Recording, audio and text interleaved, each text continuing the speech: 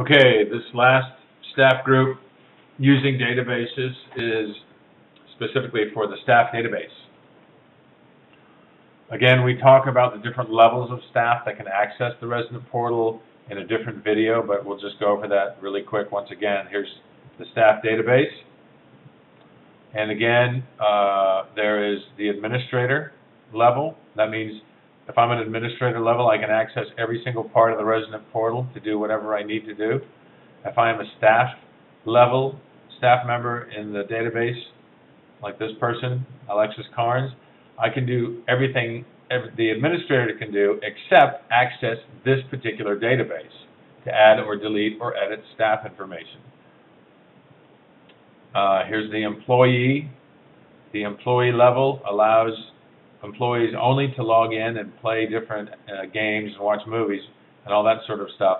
But it also allows them to take a look at whatever document was attached to any particular resident.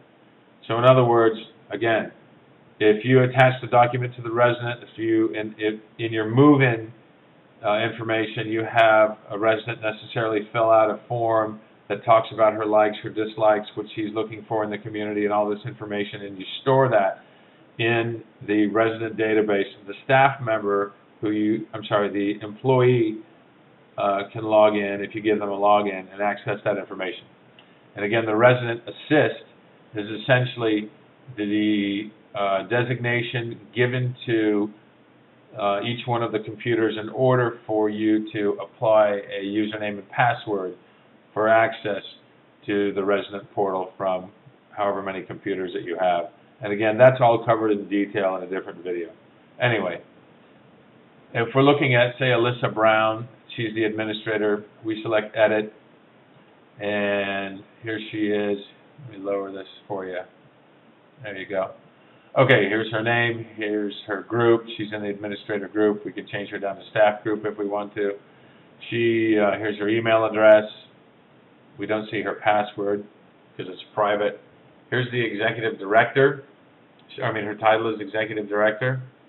And here's the phone number, her phone number, and all this information. Now, down here it says show staff bio. On the prospect page, on the family and friends page, and on the independent resident page, home page, there's an icon that's called Meet the Staff. By selecting this icon, she's going to be presented in that list of staff members that you want to present to the outside world. Here is her bio. That will be presented along with it. And the staff sort means she's going to be number one in the list of staff that's presented in our staff area. Let me just show you that area really quick. And obviously here's where you upload her image. And if she wants to change her picture, she can press remove and then change the image using her browse button and upload a new image. Okay? That's really all there is to it.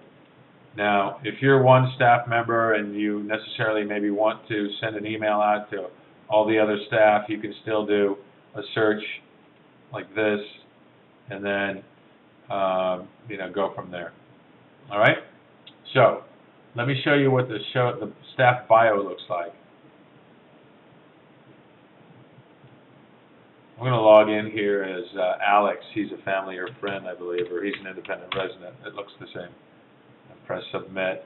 Now I'm logging in as Alex, and here it is. You see this thing called Our Staff? That's what those icons were before. This is what you were building. And here is Alyssa. And again, that number says that she's number one, so she's at number one on the list. And that's really all there is to it. That's how the staff database works. When you add a new employee, you want to make sure that you enter them in there if you want them to have access to the system. When somebody quits or they're fired, you want to make sure that you delete them from the system. That's it.